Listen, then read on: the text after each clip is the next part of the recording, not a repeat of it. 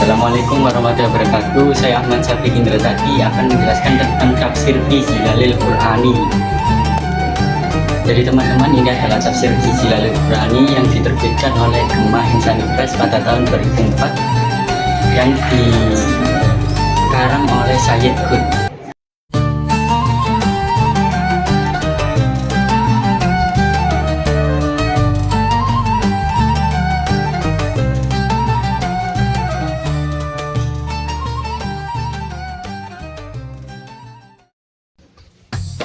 Siapa sih Sayyid Qutb itu?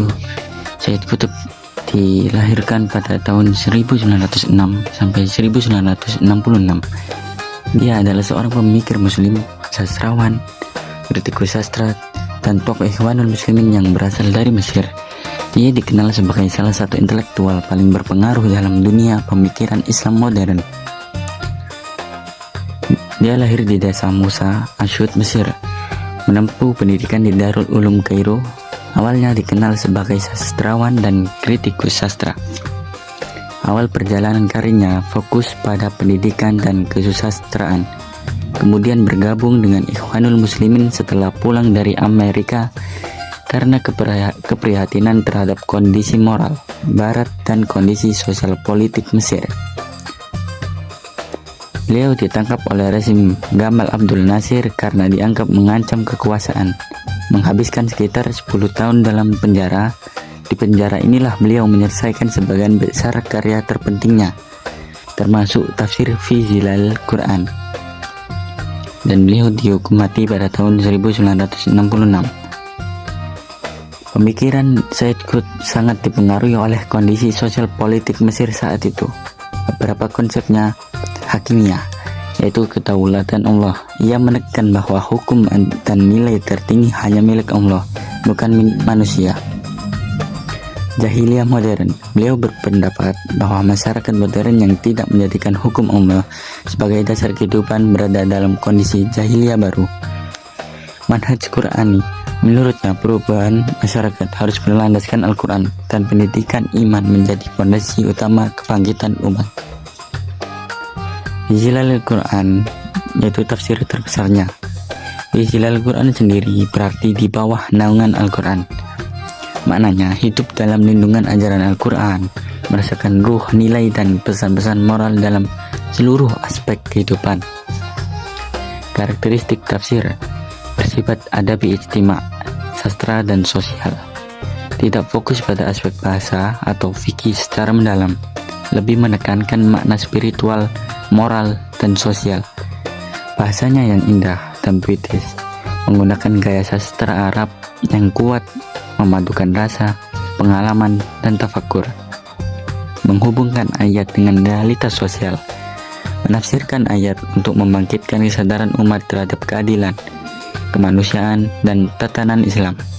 Kaya dengan renungan, banyak merenungkan hubungan ayat dengan kondisi masyarakat modern. Ditulis ketika di penjara sehingga terasa kuat unsur kesabaran, pengharapan, dan keyakinan pada Allah. Isi dan pendekatan dalam fi zilalil Quran. Pendekatan tematik dalam surah. Sayyid Qutb menyampaikan tema besar masing-masing surah, kesan umum, dan ikatan antar ayat dalam satu surat.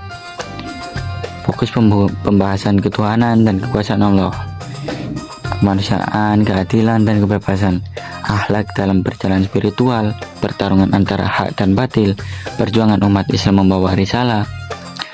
Contoh penafsiran Quran surat Al-Fatihah ditekankan sebagai fondasi hubungan hamba dengan Allah, mengandung deklarasi ketundukan dan kebutuhan manusia pada petunjuk.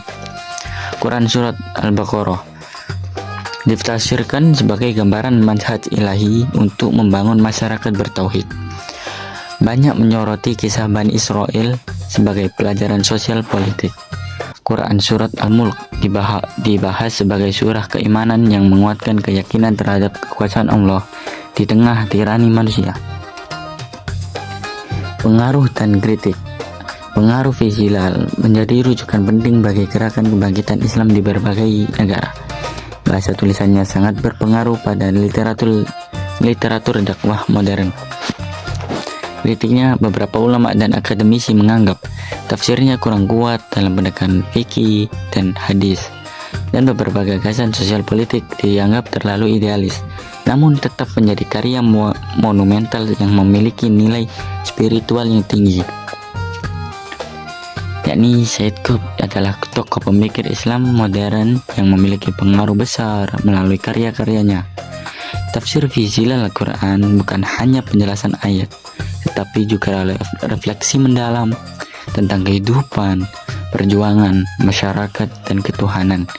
Karya ini mengajak pembacanya untuk hidup di bawah naungan Al-Quran dalam setiap aspek kehidupan.